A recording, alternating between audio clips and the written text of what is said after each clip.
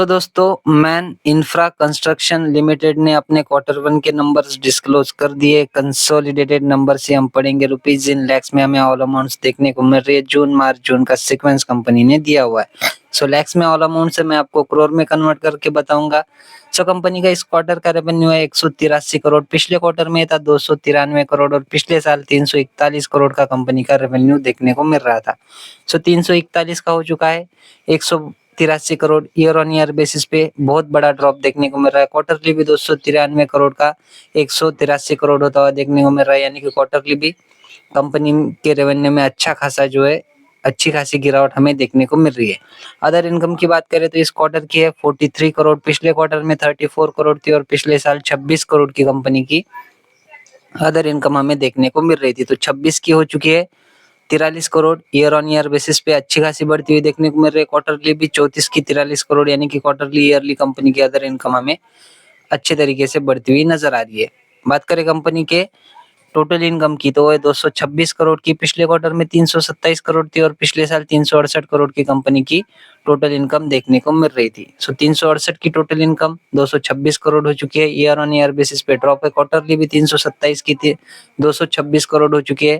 Quarterly भी हमें income में ड्रॉप ही देखने को मिल रहा है।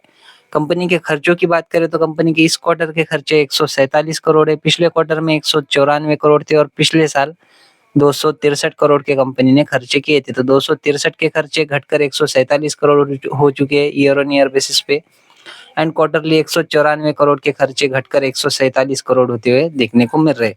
ईयरली क्वार्टरली कंपनी के खर्चे घटे हैं दोस्तों, जो कि सिंपल सी बात है, रेवेन्यू कम होगा तो खर्चे घटेंगे। देख लेते कंपनी का टैक्स के पहले का प्रॉफिट तो इस क्वार्टर में 80 करोड़, पिछले क्वार्टर का था 135 करोड़ और पिछले साल 113 करोड़ का कंपनी का टैक्स के पहले वाला प्रॉफिट देखने को मिल रहा था। सो 113 का 80 करोड़ हो चुका है। ईयर ऑन ईयर बेसिस पे बहुत बड़ा ड्रॉप है। क्वार्टरली भी 135 का 80 करोड़, यानी कि 100 करोड़ से भी नीचे जाता हुआ देखने को मिल रहा है।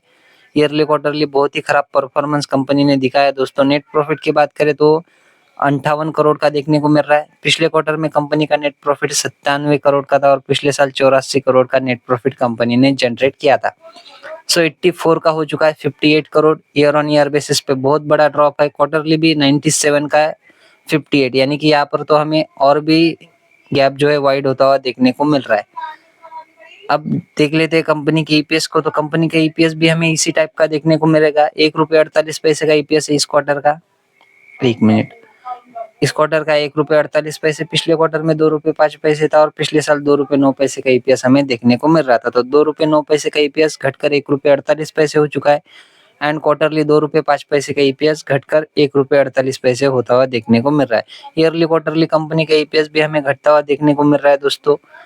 इंफ्रास्ट्रक्चर वाली कंपनी देखने को मिल जाती है तो ऑब्वियस सी बात है कंपनी के खर्चे ज्यादा रहते हैं, लेकिन फिर भी कंपनी ने अपनी तरफ से कुछ मतलब एडजस्टमेंट करके खर्चों को अगर कम किया होता तो कंपनी का जो नेट प्रॉफिट है वो सुधरने के चांसेस और भी बढ़ जाते हैं दोस्तों।